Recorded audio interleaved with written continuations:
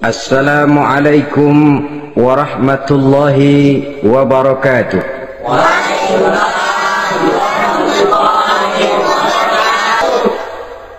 Bismillahi walhamdulillah, wassalatu wassalamu ala sayyidina rasulillah wa ala alihi wa sahbihi wa mawalah.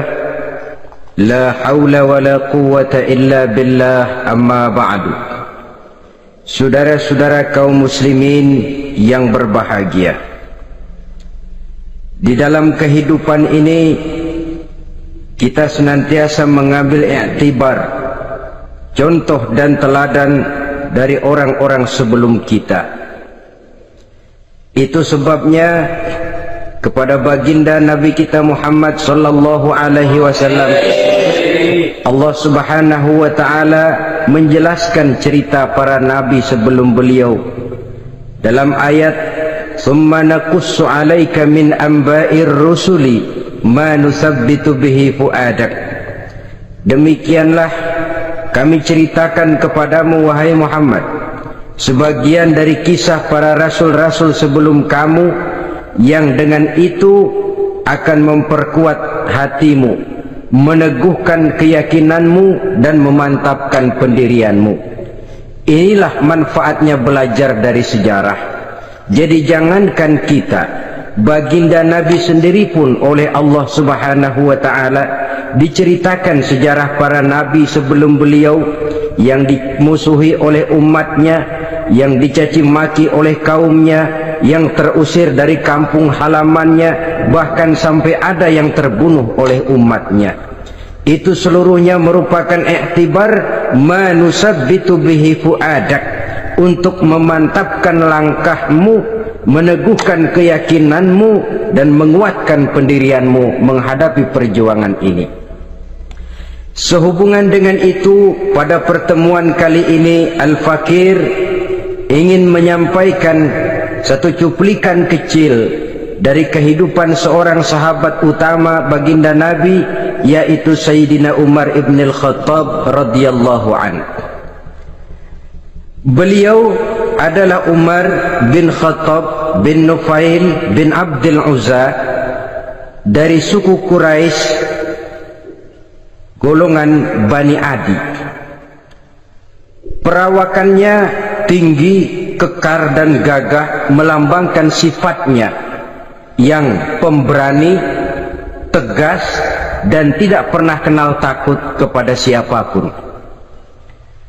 Sebelum mendapat hidayah, Umar bin Khattab termasuk orang yang berdiri di barisan orang-orang yang memusuhi umat Islam. Ia terperangkap dalam tradisi jahiliyah, di mana gemar berperang dan bermabuk-mabukan juga merupakan hal-hal yang pernah dilaksanakan dalam kehidupannya sebelum beliau masuk ke dalam agama Islam.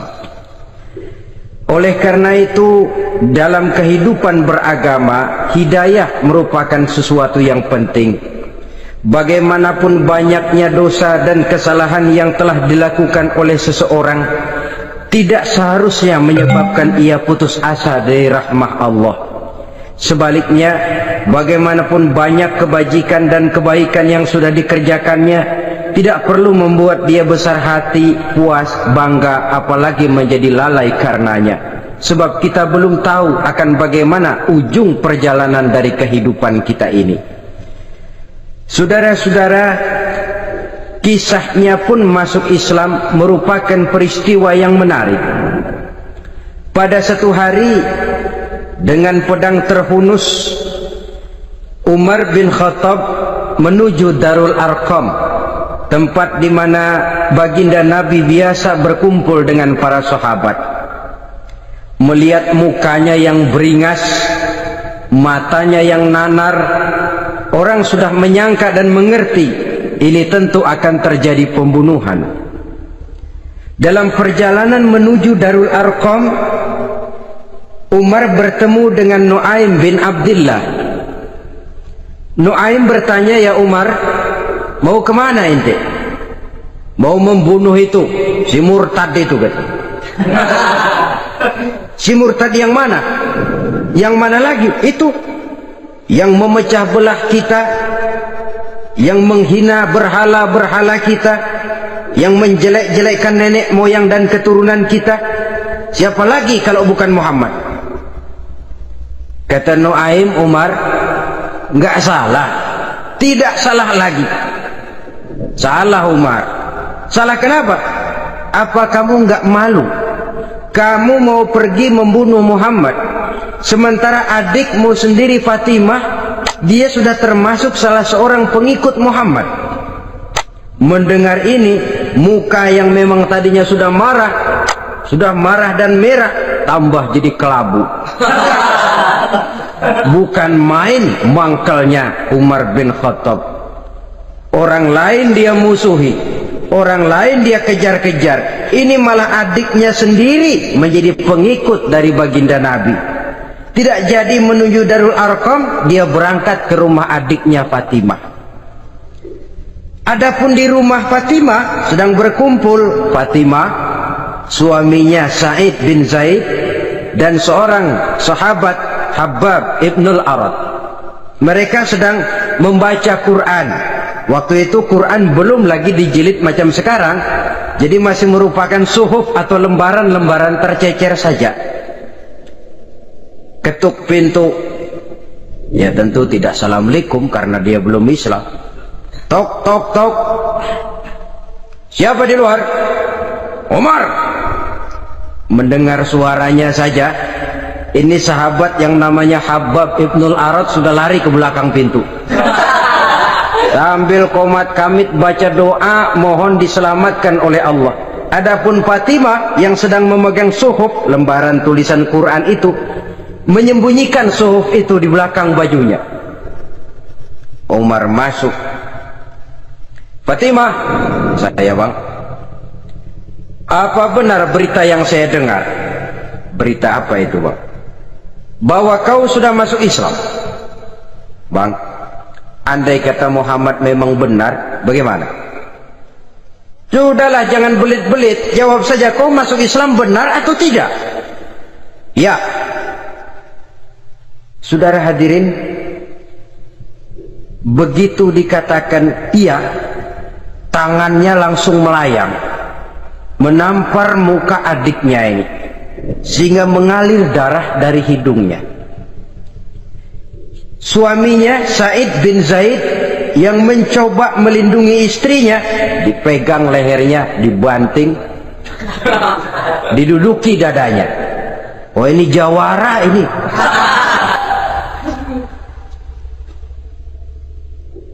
Namun pada saat sedemikian, suara kebenaran terpantul dari mulut Fatimah, adik dari Umar bin Khattab ini.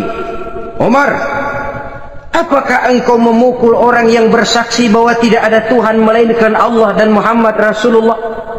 Apakah engkau menganiaya seseorang yang terpanggil untuk mengikuti kebenaran? Manusia macam apa engkau, Umar? Saudara, memang dia orang keras, tapi hatinya mudah menerima kebenaran. Sehingga mendengar kalimat adiknya ini tercenung dia sejenak, melongo, bengong kata anak sekarang.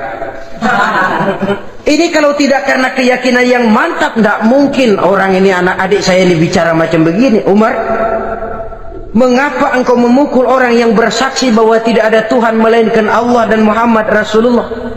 Mengapa engkau pukul orang yang mengikuti kebenaran, menerima hidayah dari Allah? Begitu yakin dan mantapnya, walaupun di tengah satu hal yang sangat menakutkan. Siapa yang tidak takut orang Quraisy berhadapan dengan Umar bin Khattab yang dikenal sebagai singa padang pasir pada waktu itu? Malahan dia termasuk salah seorang jagoan. Di tradisi masyarakat jahiliyah itu ada satu pasar yang namanya pasar Ukaz. Tiap tahun di pasar itu diadakan pesta. Pertama pertandingan syair, jadi penyair waktu itu jadi kebanggaan. Syair-syair yang menang itu digantung di dinding Ka'bah. Jadi setiap suku akan bangga kalau mempunyai ahli syair yang hebat. Nah, lalu diadakan juga lah perlombaan balap kuda, memanah, termasuk gulat.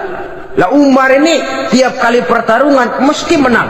Belum pernah ada yang berhasil mengalahkan dia. Jawara. Saudara-saudara, mendengar adiknya begitu mantap hatinya, apalagi ketika adiknya berkata begitu, suhuf, lembaran yang disembunyikan di belakang bajunya tersembul.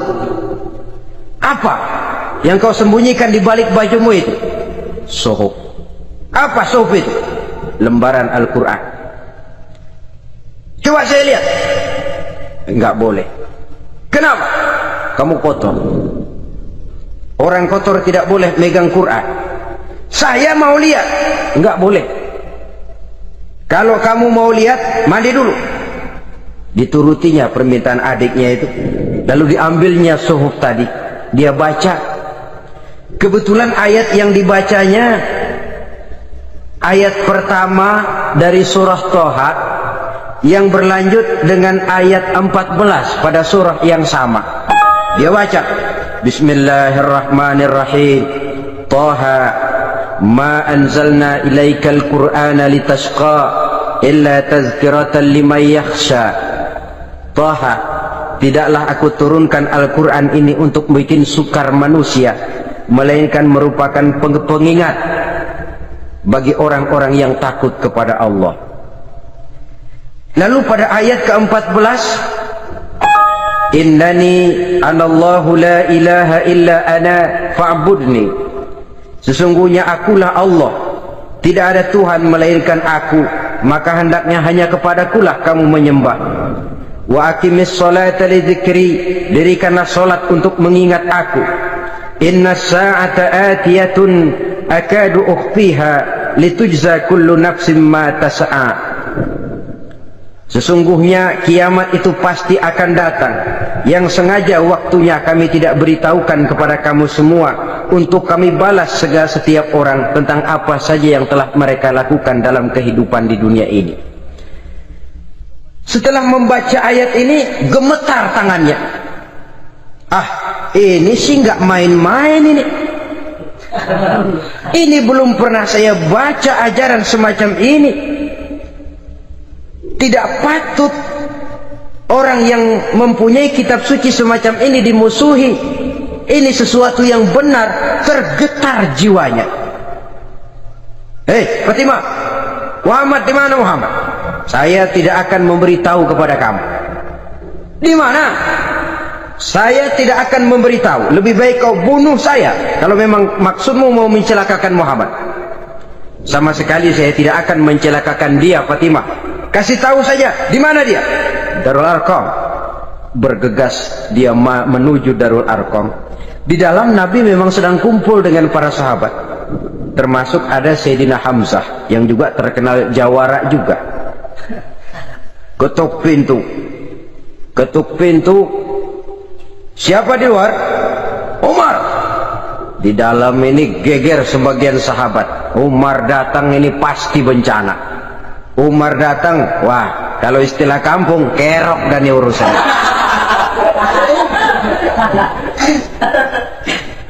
Tapi baginda Nabi menenangkan mereka. Tenang, mudah-mudahan ada hikmahnya. Sayyidina Hamzah tampil, bukakan dia pintu. Kalau niatnya baik, kita terima. Kalau niatnya tidak baik, saya paling depan. Dibukakan pintu.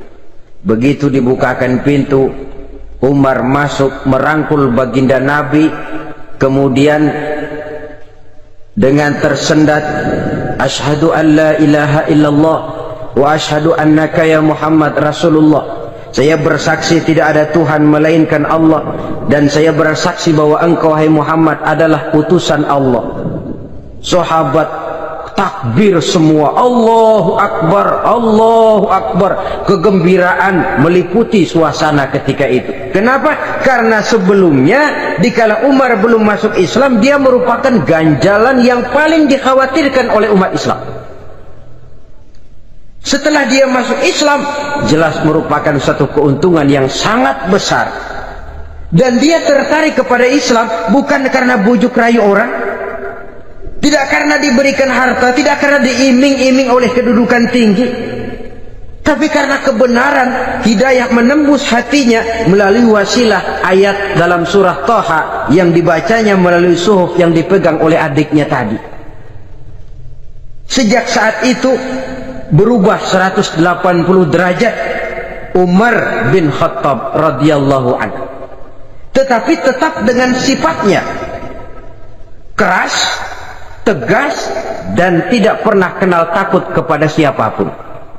Cuma kalau sebelum Islam dia kerasnya kepada Islam, setelah dia masuk Islam muter arah kepada siapapun yang memusuhi Islam, dia bersikap keras, tegas, dan tidak pernah kenal takut. Bahkan setelah beliau masuk Islam, satu hari ketika di Darul Arqam kumpul-kumpul, waktu itu Nabi belum berdakwah secara terbuka karena pengikut masih sedikit. Sayyidina Umar usul, "Ya Rasul, ada apa Umar? Alasna 'alal haq fi mamatina wa mahyana." Ya Rasul, bukankah kita ini berdiri di atas sesuatu yang benar? Bukankah mati kita, hidup kita untuk melaksanakan sesuatu yang benar? Bala ya Umar, betul Umar. Wallazi nafsi biyadih, innakum la'alal haq in muttum wa in hiyitum. Demi Allah Umar, kata Nabi, sesungguhnya kamu dan kita semua berdiri di atas kebenaran, hidup ataupun mati. Setelah mendapat jawaban begini, Umar masuk kepada tujuan pembicaraannya. Izan ya Rasul, fafimal ihtifal. Kalau memang begitu ya Rasul, kalau memang kita yakin kita berdiri di atas kebenaran, kita hidup karena kebenaran, kita mati pun memperjuangkan kebenaran, fafimal ihtifal. Kenapa mesti ngumpet-ngumpet? Kenapa harus sembunyi-sembunyi? Wallazi ba'asaka bil haqq, demi Allah ya Rasul, la takhrujanna wa la nakhrujanna ma'ak. Tuhan harus keluar menyampaikan Islam ini secara terbuka, dan kami akan mendampingi Tuhan dengan segenap jiwa dan raga. Sekali masuk Islam gak tanggung-tanggung. Yang kayak begini ini yang kita perlukan sekarang ini. Begitu masuk Islam gak tanggung seluruhnya, jiwa dan raganya masuk Islam. Beliau yang pertama kali mengajukan ide, kenapa harus dakwah sembunyi ya Rasul? Wong kita berdiri di atas kebenaran, memperjuangkan sesuatu yang hak. Kalau kita mati, kita pun mati membela kebenaran. Kenapa mesti fafimal ikhtifa? Kenapa harus sembunyi-sembunyi? Mulai sekarang mari keluar ya Rasul, saya akan dampingi Tuhan, nyawa taruhannya. Saudara hadirin yang saya hormati,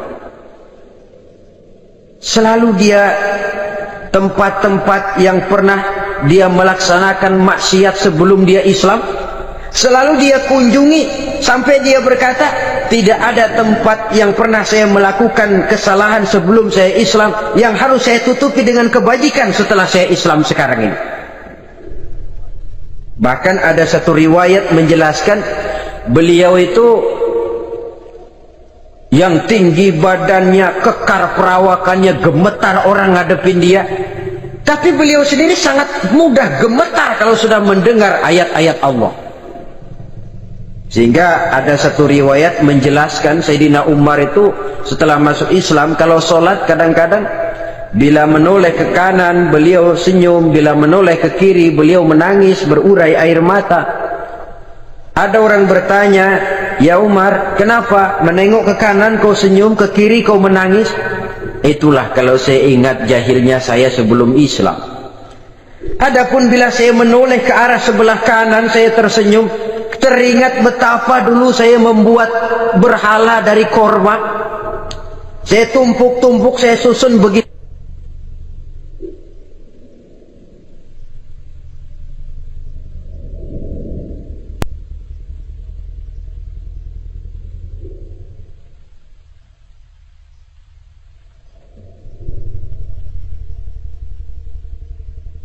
Itu rupa, setelah saya sembah saya makan itu korma. Gagah betul saya waktu itu, sampai Tuhan pun saya makan. Adapun kalau saya menoleh ke kiri teringat putri kesayangan saya yang terbawa oleh tradisi jahiliyah, takut menanggung aib, merasa malu mempunyai anak perempuan, sampai dia terkubur hidup-hidup. Berurai air mata saya mengingat semua itu. Padahal Nabi sudah memberikan jaminan. Sebab saudara jangan lupa, orang kafir masuk Islam, dalam Islam itu dihitung dari bayi lagi, dari nol. Itulah untungnya. Jadi misalnya sudah 60 tahun, dari kecil sampai 60 tahun kafir, umur 61 masuk Islam. Nah, sejak umur 61 itulah yang dihisab oleh Allah. 60 tahun ke bawah gratis bersih pemutihan. Istimewa betul. Tapi jangan lalu diniatin, gua kafir aja. Nanti sudah tua-tua mau giliran mati baru Islam, itu diniatin lain. Ini yang karena faktor hidayah, saudara-saudara. Nah, cintanya kepada baginda Nabi luar biasa. Dalam setiap pertempuran beliau selalu di front terdepan. Bahkan demikian cintanya sampai ketika hari di mana baginda Nabi wafat, saudara-saudara. Disampaikan berita wafat Nabi kepada Umarin. Ya Umar, baginda Nabi sudah wafat. Kamu ngomong apa? Baginda Nabi sudah wafat. Bukan sedih, nyabut pedang, keluar matanya melotot. Siapa yang bilang Muhammad mati, saya tabas batang lehernya. Begitu cintanya beliau kepada baginda Nabi, sampai-sampai nggak menerima kalau Nabi wafat. Taruhlah nggak bisa mati bersamaan, bolehlah mati beriring-iring saja barangkali maksudnya. Saudara-saudara, cabut pedang, kelayaban kemana-mana. Ayo, siapa ngomong Muhammad mati, saya tabas batang lehernya. Sampai bertemu dengan Sayyidina Umar, Sayyidina Abu Bakar. Di tempat orang banyak, Sayyidina Abu Bakar yang bijaksana ini pidato. Ayuhan nas, man kana ya'budu Muhammadan fa inna Muhammadan qad mata, wa man kana ya'budu Allah fa inna Allah hayyun la yamut. Wahai manusia, barang siapa yang menyembah Muhammad, maka Muhammad sudah mati. Tetapi barang siapa yang menyembah Allah, Allah akan hidup selamanya dan tidak akan pernah mati. Mendengar pidato ini, Sayyidina Umar sadar bahwa sebenarnya yang tidak bisa mati itu cuma Allah.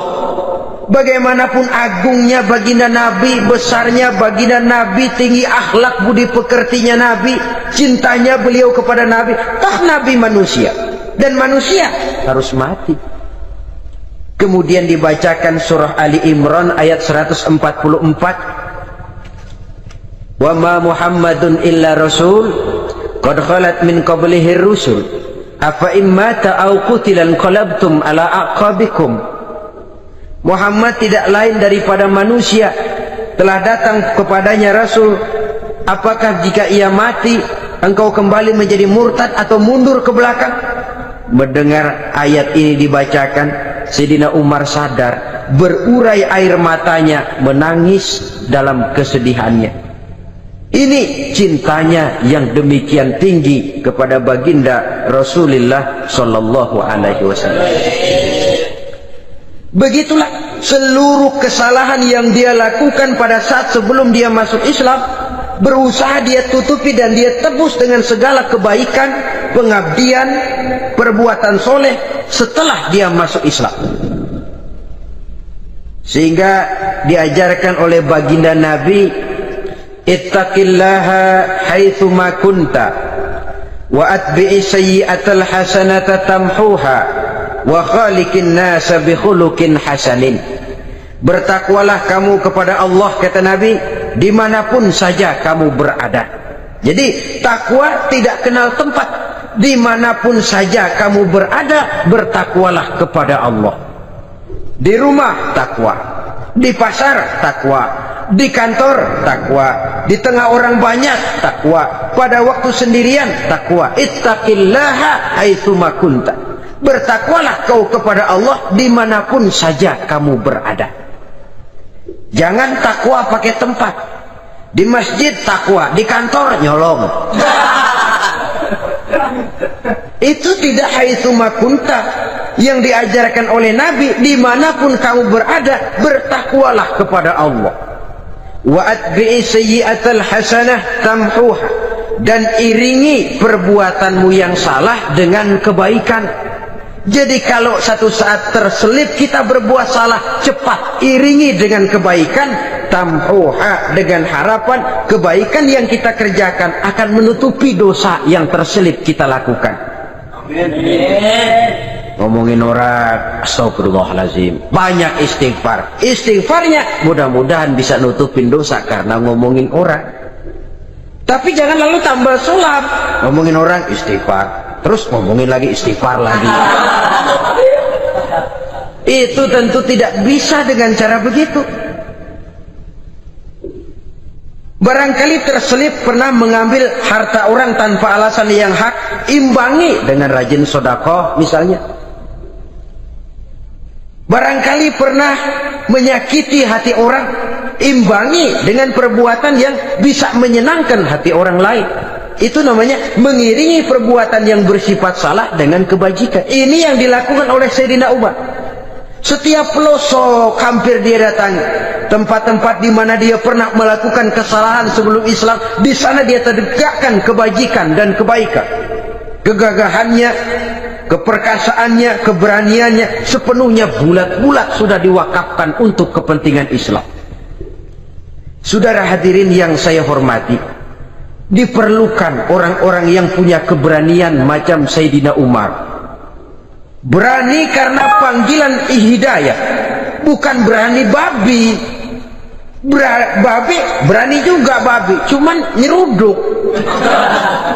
Artinya berani yang tanpa pertimbangan. Berani yang tanpa pertimbangan pada akhirnya akan menyulitkan kita sendiri.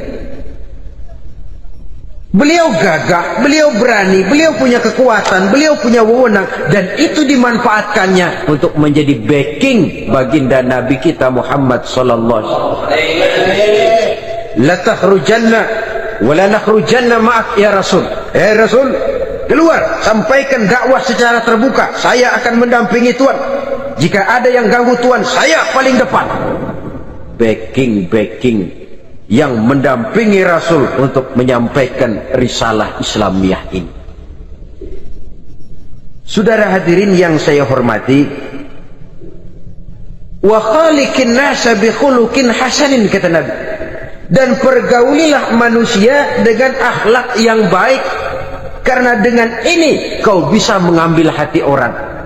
Dalam hadis lain katakan, innakum la tas'una an-nasa bi amwalikum walakin yasauhum minkum bastul wajhi wa husnul khuluq. Kamu tidak akan bisa menyenangkan orang banyak dengan hartamu, tapi kamu bisa ambil hati mereka dengan budi pekerti yang luhur dan muka yang manis. Dengan harta belum tentu kita bisa menyenangkan semua orang, tapi budi pekerti yang luhur, muka yang manis, itu yang akan bisa membuat kau menyenangkan orang banyak.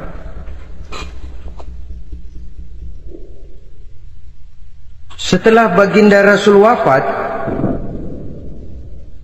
pernah ketika berkumpul, Sayyidina Abu Bakar berkata kepada Sayyidina Umar, ya Umar, saya baiat kamu untuk menjadi khalifah. Jawab beliau, sayalah yang akan membaiat Tuan. Tapi Anda lebih utama dari saya Umar. Keutamaan saya akan saya berikan kepada Tuan untuk mendukung kekhalifahan Tuan. Di sini kelihatan wataknya yang tidak ambisius, gagah, berani, perkasa, tapi tahu diri, nggak nyelonong, tidak menggunakan kekuasaannya, kegagahannya untuk maksud yang sewenang-wenang. Oleh karena itu setelah Sayyidina Abu Bakar wafat, beliau dilantik menjadi khalifah. Keluarlah pidatonya yang terkenal, Ayyuhan nas, inni qad wullitu alaikum walastu bi khairikum. Hai manusia, aku telah dipilih menjadi pemimpin kamu, padahal aku bukanlah orang yang terbaik di antara kamu. Kalau tidaklah karena aku melihat keutamaan, keteguhan yang dapat melindungi kalian, berat rasanya aku memikul amanah ini. Sebab apa? Alangkah beratnya menunggu datangnya perhitungan di akhirat nanti terhadap Umar. Ini yang jadi motifnya memegang jabatan khalifah.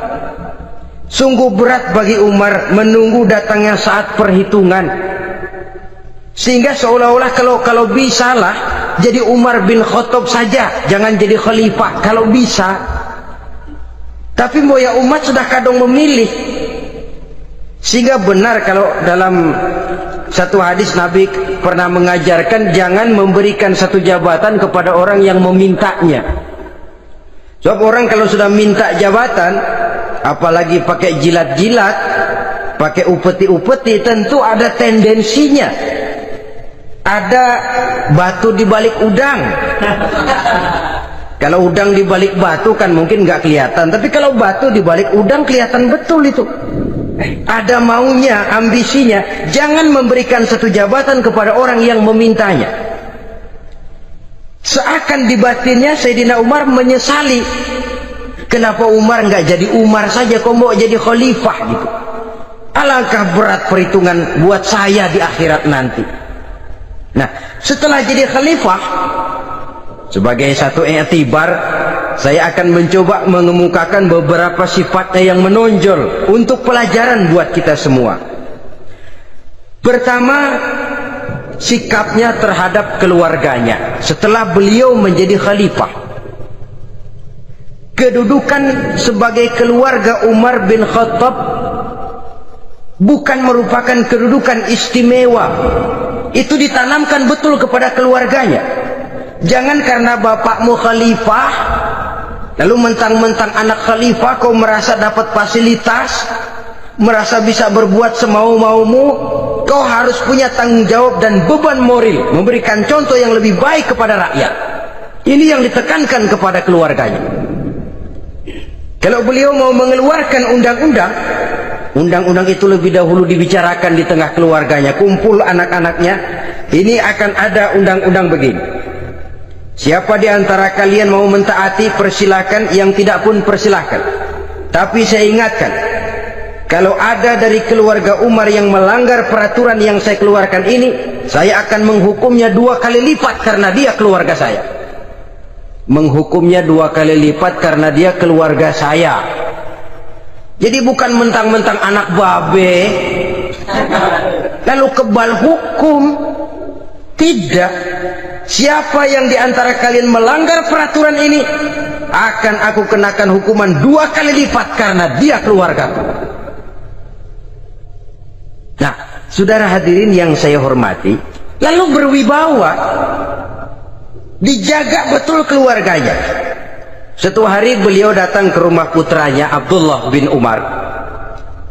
Ketika masuk dilihatnya Abdullah bin Umar sedang makan daging. Makan daging. Merah muka Umar. Mentang-mentang anak khalifah ya. Mentang-mentang anak Amirul Mukminin ya, kamu makan daging.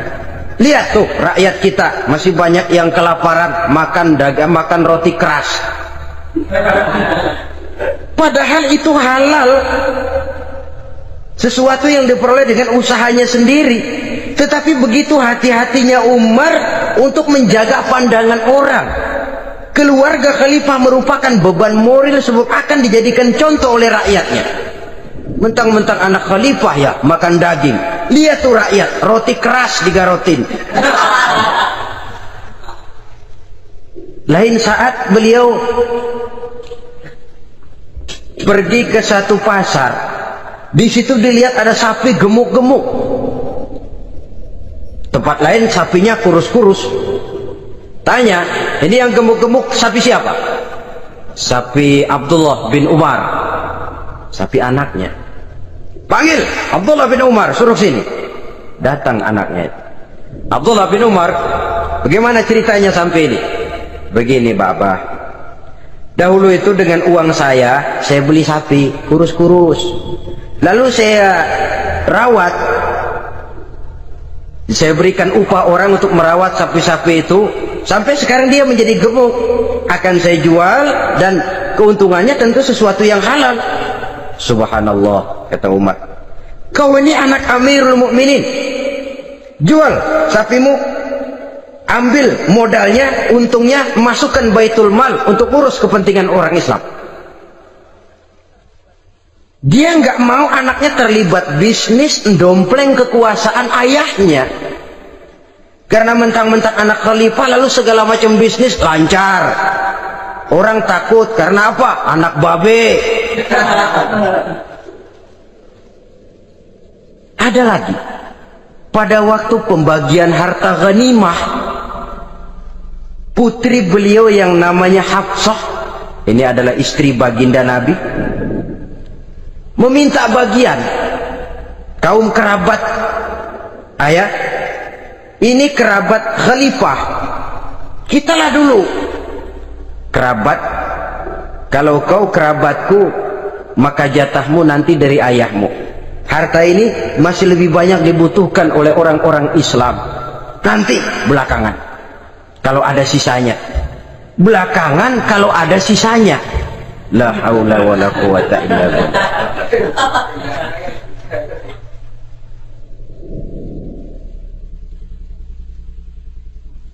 Saudara hadirin, itu terhadap keluarganya.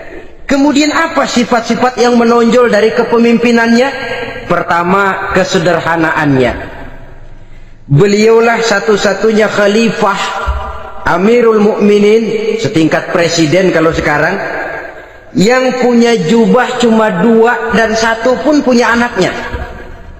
Tambelan lagi.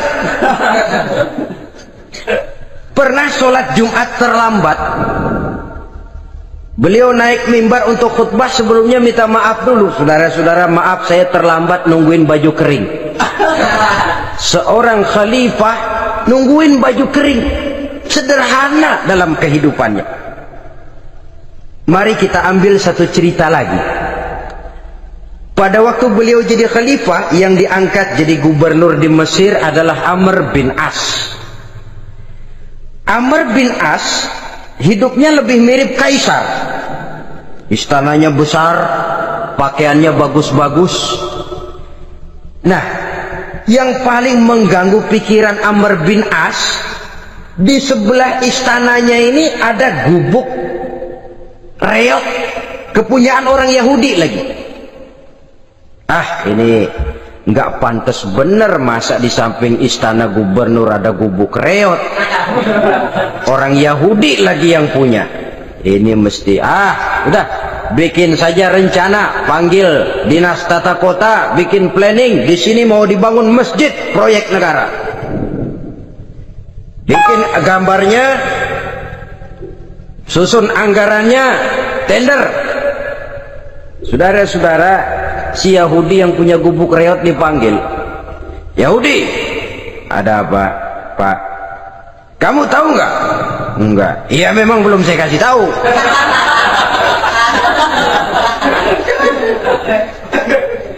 Ada apa, Pak? Itu kamu punya gubuk, tahu, kena proyek. Proyek apa, Pak? Kami mau bangun masjid besar di situ, dan tidak sesuai ada gubuk reot di samping tempat gubernur. Jadi maksud Bapak, gubukmu, tanah-tanahnya mau saya bebaskan, saya beli. Enggak mau, Pak, saya enggak mau jual. Saya bayar 2 kali lipat. Enggak mau. 3 kali lipat, 6 kali lipat juga enggak mau, Pak. Saya dari muda peres keringat banting tulang cuma segitu-gitunya, Pak, tempat saya tinggal. Gubuk reot sama tanahnya sedikit, makmur saya, Pak, cuma rumah sama sumur.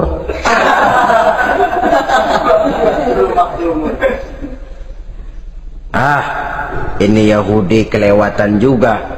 Akhirnya turun perintah, sudah, kalau dia nggak mau dibebaskan, gusur saja, tarik, ambil bulldozer, gusur. Yahudi ini berurai air matanya. Aduh, begini jadi rakyat kecil, udah jatuh ketiban ember lagi.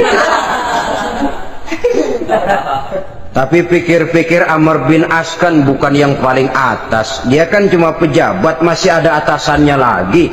Lapor lapor. Yahudi ini berangkat ke Madinah. Bayangkan dari Mesir ke Madinah. Jalan. Di sepanjang jalan dia pikir membanding-banding. Kalau gubernurnya saja istananya begitu mewah, apalagi khalifahnya. Kalau gubernurnya galak main gusur, apalagi khalifahnya. Dan saya bukan orang Islam, apa dia lemin ngadu? Apa dapat tanggapan? Berangkat dia sambil harap-harap cemas. Sampai di pintu kota Madinah, dia temui orang lagi tidur di bawah pohon korma. Selamat siang Pak. Ada apa? Pak. Apa? Mau lapor. Lapor apa? Bapak tahu Khalifah Umar bin Khattab? Tahu? Istananya di mana Pak? Istananya di atas lumpur. Di atas lumpur. Di atas lumpur. Pengawalnya banyak Pak. Banyak. Siapa Pak? Yatim piatu, janda-janda tua, orang-orang miskin, orang-orang lemah, itu pengawalnya. Pakaian kebesarannya apa sutra apa Pak? Pakaian kebesarannya malu dan takwa. Saya nggak ngerti Pak. Itulah Umar bin Khattab. Lalu orangnya sekarang di mana Pak? Di depan ente. Rupanya yang dia tanya itulah orangnya. Gemeter Yahudi ini, keringat bercucuran. Coba, istananya di atas lumpur. Sebab beliau berprinsip, bagaimana saya bisa menghayati nasib rakyat kalau saya tidak merasakan apa yang mereka rasakan? Bagaimana saya nggak bisa tahu sakitnya lapar kalau saya belum pernah kelaparan? Itu prinsipnya. Istananya di atas lumpur. Para pengawalnya yatim piatu, janda-janda tua, orang-orang miskin, orang-orang lemah dan tidak mampu. Dan pakaian kebesarannya malu dan takwa. Kamu dari mana? Dari Mesir Pak. Ada apa? Mau laporan gubernur Bapak di Mesir yang namanya Amr bin As. Kenapa? Main gusur aja Pak. Ceritanya, iya dia mau bangun masjid. Kebetulan di areal itu saya punya tanah sama gubuk segitu-gitunya. Saya nggak mau dibeli, digusur Pak. Saya mau mencari keadilan. Begini, kamu lihat tempat sampah itu, lihat. Di situ banyak tulang. Coba kamu ambil kemari satu, tulang unta, bawa sini. Bingung Yahudi. Pak, saya kemari mau cari keadilan. Kalau tulang mah di Mesir juga banyak Pak. Sudahlah, pokoknya kau ambil saja tulang itu. Coker dapat dikasih. Tulang itu digaris lurus oleh Sayyidina Umar dengan ujung pedang. Nah, nih, kau bawa kepada Amr bin As. Makin bingung itu Yahudi. Suruh bawa tulang cuman digaris. Nanti saya ngomong apa Pak? Sudahlah, kasih saja. Pulang dia. Sampai di Mesir, Tuan Gubernur, ada apa? Saya baru menghadap Khalifah. Kemudian beliau sampaikan ini, dikasih tulang. Amr bin As melihat tulang ada goresan lurus dengan ujung pedang, gemetar, badannya keluar keringat dingin, panggil kepala proyek, proyek batal, masjid nggak jadi didiriin, itu gubuk Yahudi diriin lagi. Ini Yahudi makin bengong. Ini gubernur dapat tulang doang segitu takutnya.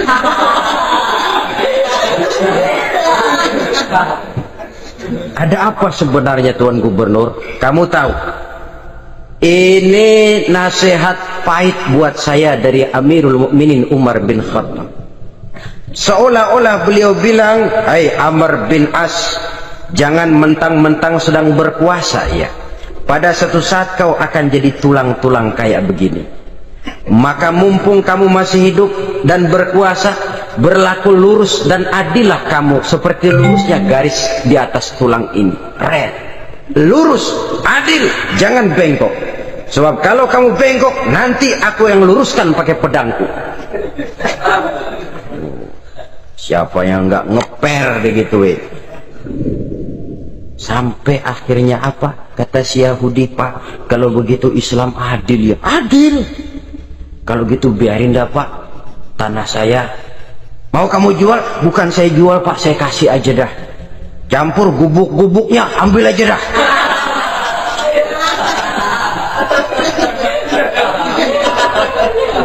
Masuk Islam si Yahudi ini oleh karena keadilan dari Umar bin Khattab. Begitulah kesederhanaan hidupnya. Sampai saudara, yang ironi betul, pernah Utsman bin Affan, Ali bin Abi Thalib, Thalhah dan Zubair kumpul mendengar berita bahwa Sayyidina Umar ini punya hutang. Bayangkan, seorang khalifah untuk melangsungkan hidupnya sampai punya hutang. Padahal Baitul Mal di bawah kekuasaannya. Berunding Utsman, Ali, Thalhah, Zubair. Kalau kita langsung ngomong sama Umar nggak enak dong, dia nggak bakalan terima. Lewat putrinya aja, Hafsah. Baik. Hafsah ngomong sama Umar, Abah, kenapa? Bagaimana kalau honor Abah ditambah, ditingkatkan supaya hutang bisa ketutup? Hafsah, saya Abah. Siapa yang nyuruh kamu ngomong begitu? Enggak ada. Ada. Saya tahu ada ini. Kalau nggak ada, kamu nggak mungkin ngomong begitu. Tapi orangnya kalau saya tuntut, mereka mungkin nggak mau. Sekarang saya mau tanya Hafsah, kau kan istri Rasul, betul? Nah, saya mau tanya, suamimu makanannya apa? Daging? Bukan. Roti. Tempat tidurnya kasur empuk? Bukan. Kain kasar yang kalau musim panas kami bentangkan, kalau musim dingin separuh buat tidur, separuh buat selimut. Pakaian yang dibelikan untukmu berapa banyaknya?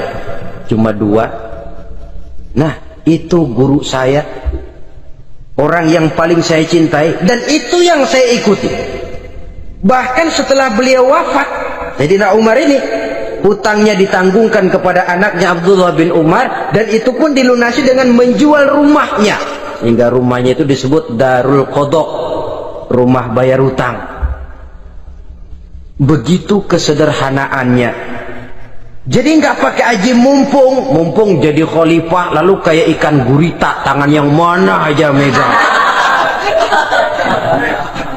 Itu kan mental monyet.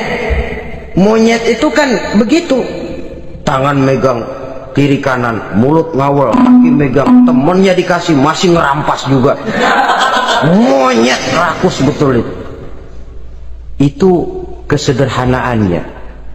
Kenapa kesederhanaan ini timbul? Karena sikap zuhudnya. Zuhud itu tarkud dunia li ajlil akhirah. Orang yang mengambil dunia hanya yang diperlukan dengan lebih mengutamakan kehidupan akhirat. Watak zuhudnya yang sangat menonjol. Dialah pahlawan yang paling berani di medan perang. Dialah imam yang paling khusyuk di masjid. Dan tidak jarang kalau sholat sendiri, begitu membaca ayat yang menceritakan neraka, nangis berurai air matanya. Saudara hadirin ma'asyiral muslimin rahimakumullah. Jadi kesederhanaan dan kezuhudan ini bukan lewat teori disampaikan oleh Umar, bukan lewat penataran seluruh aparat, tidak, lewat contoh konkret. Inilah saya, contoh sederhana dan zuhud.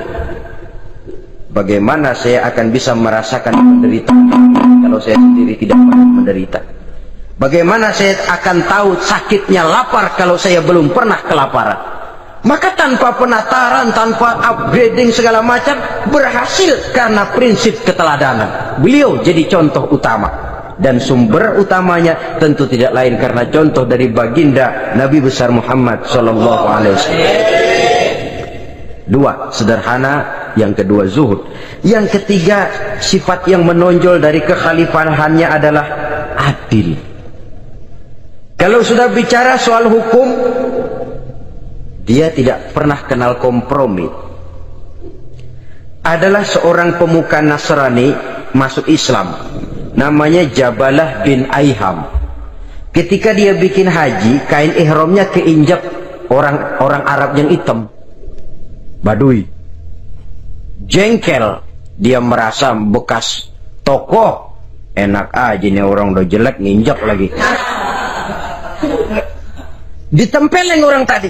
Orang ini lapor kepada Umar. Panggil Jabalah bin Aiham. Panggil. Kau ditampar? Betul Khalifah. Tampar dia. Tampar lagi. Dipukul orang itu di depan Sayyidina Umar.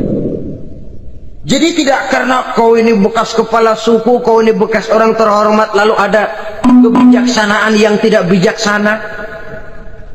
Kebijaksanaan yang akhirnya jadi tidak bijaksana.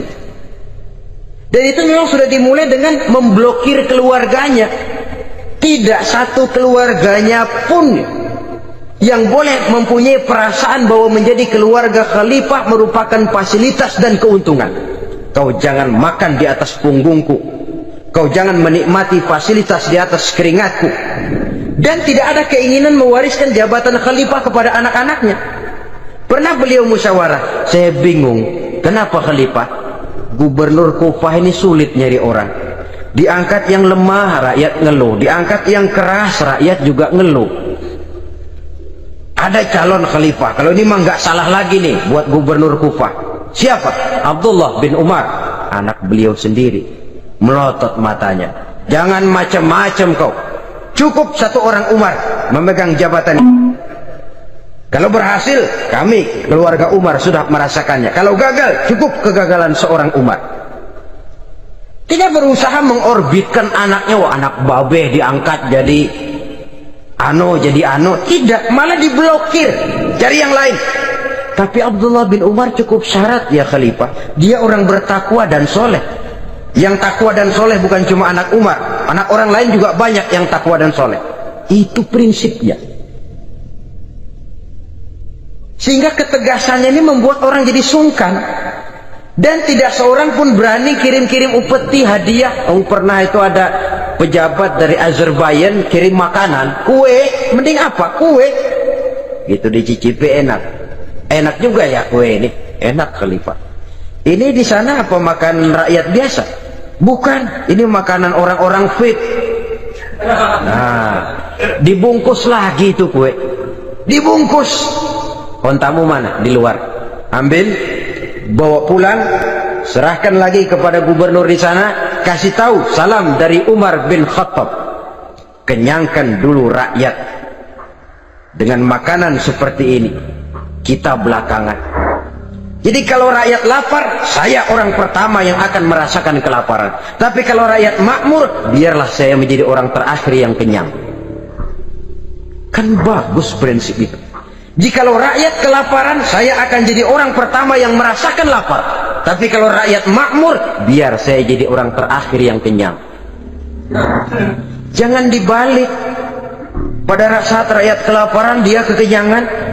Dan selanjutnya, sikap keadilannya ini, saudara-saudara, menyebabkan hukum lalu jadi berwibawa.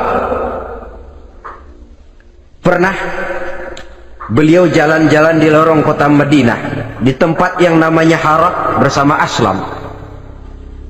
Ada ibu-ibu, anaknya nangis, lapar ma, sabar dikit lagi matang gitu. Emang tuh ibu lagi ngerebus, bunyi air ngegulak, luguk. Umar lihati dari jauh, belum juga matang. Nih anak dari nangis, lapar, sampai capek nangis, sampai tidur. Anak tidur, Umar samperin, Bu, yang masak apa sih kok nggak bisa matang? Saya nggak masak apa-apa tuan. Itu pating kerubuk apa? Ketika dibuka ya cuma air saja. Subhanallah, ibu sudah ngebohongi anak ibu sendiri. Habis harus bagaimana tuan? Saya sudah nggak punya makanan untuk dimasak, sementara perut nggak kenal kompromi. Jalan satu-satunya ya terpaksa anak saya bohongi. Saya bilang sebentar lagi matang sampai dia tidur sekarang ini. Memangnya Khalifah Umar gimana sih ngurusi rakyatnya? Subhanallah, dia orang zalim. Dia yang memegang urusan kami, tapi dia nggak tahu nasib saya. Anak kelaparan, keluarga terlantar. Oh begitu. Iya, zalim betul Umar bin Khattab itu. Kalau begitu ibu tunggu sebentar. Dia pulang bersama Aslam menuju Baitul Mal. Dia ambil tepung 1 karung, dipikul sendiri. Dipikul sendiri. Kata Aslam, ya Khalifah, biar saya yang bawa. Jangan. Kenapa Khalifah? Apa kau kira kau sanggup mikul dosa saya di akhirat nanti? Biar saya yang mikul sendiri. Dia bawa ke tempat tuh ibu-ibu. Dia masakin sendiri. Nah bu, sudah matang, persilakan masak. Makan. Alhamdulillah Tuhan. Mudah-mudahan Allah memberkahi Tuhan. Tuhan lebih baik dari Umar bin Khattab yang zalim itu. Memang sebenarnya Tuhan siapa, kata tuh ibu? Saya. Iya, saya ya Umar bin Khattab yang ibu bilang zalim itu. Gemetar si ibu. Gemetar si ibu. Tapi memang peka dan menghargai kritik orang. Tidak membungkam setiap orang yang nadanya sumbang atau berbeda. Kadang beliau berkata, saya khawatir karena orang terlalu segan dengan saya, lalu nggak ada yang berani negor kalau saya salah. Kan begitu biasanya. Karena sudah terlalu segan, lalu semuanya orang mau diaminin saja. Asal dibilang nggak benar, marah, jengkel. Lalu disingkirin, maunya diiyain, inge, kulonuwun. Oke bos. Beliau bilang, saya khawatir kalau tidak ada orang yang mau menegur kesalahan saya jika saya terlanjur nanti. Tahu muncul orang, demi Allah saya akan menegur Tuhan dengan pedang saya ini. Cerah mukanya, senyum bibirnya, alhamdulillah. Anak muda, saya memerlukan orang macam kau yang berani berkata iya terhadap yang benar dan tidak terhadap yang tidak benar, apa dan bagaimanapun resikonya. Di sini kelihatan sikap beliau menghadapi orang yang berbeda pendapat. Keadilan, keberanian dan ketegasan, cepat menerima kebenaran merupakan serentetan dari sifat-sifat utama beliau sejak masuk Islam sampai menjadi khalifah yang kedua. Bahkan dengan jasa beliau, Islam kemudian tersebar menembus dinding Jazirah Arabia, memasuki Bizantium dan Persia, sehingga beliau juga dikenal sebagai periode Al-Futuhat Al-Islamiyah. Nah saudara-saudara, inilah cuplikan kecil dari kehidupan seorang agung dan besar yang memang sangat terbatas kata-kata untuk melukiskan kebesaran itu. Namun yang secuplik ini mudah-mudahan menjadi sumbangan moral dalam rangka kita memperbaiki diri menuju kehidupan yang lebih baik. Terima kasih banyak atas segala perhatian. Mohon maaf atas segala kekurangan. Usikum wa nafsi bitaqwallah. Wassalamualaikum warahmatullahi wabarakatuh.